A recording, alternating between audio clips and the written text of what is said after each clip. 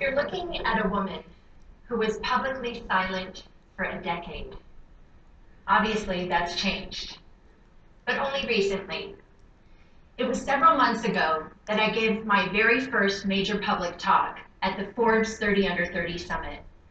1,500 brilliant people, all under the age of 30. That meant that in 1998, the oldest among the group were only 14, and the youngest just 4.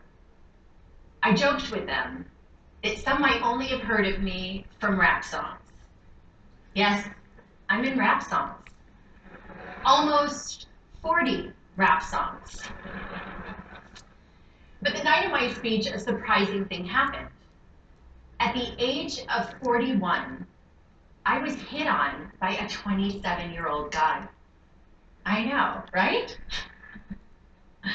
He was charming, and I was flattered, and I declined. You know what his unsuccessful pickup line was? He could make me feel 22 again.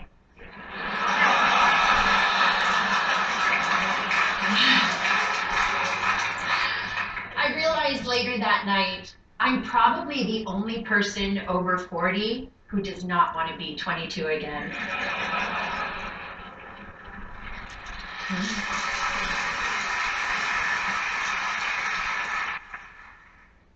At the age of 22, I fell in love with my boss. And at the age of 24, I learned the devastating consequences. Can I see a show of hands of anyone here who didn't make a mistake or do something they regretted at 22? Yep, that's what I thought.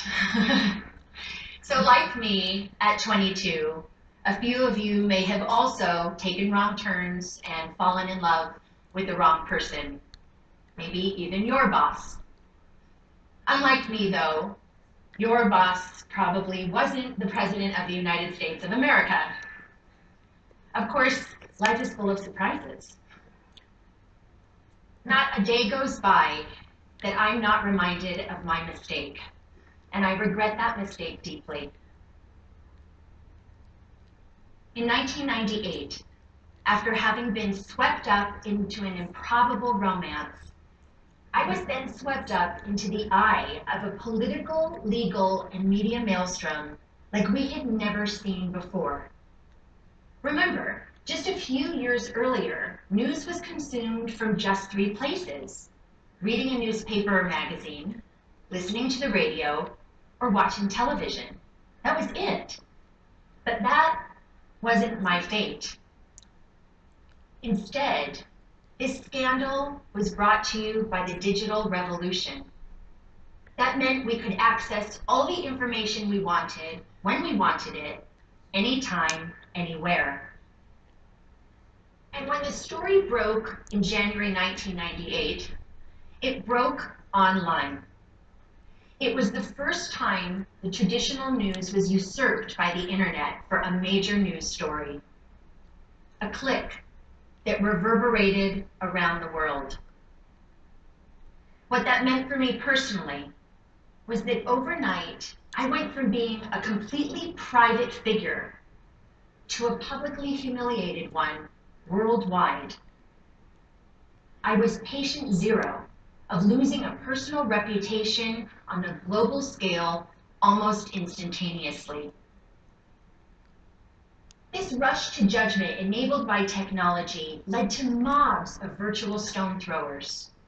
Granted, it was before social media, but people could still comment online, email stories, and of course, email cruel jokes. News sources plastered photos of me all over to sell newspapers,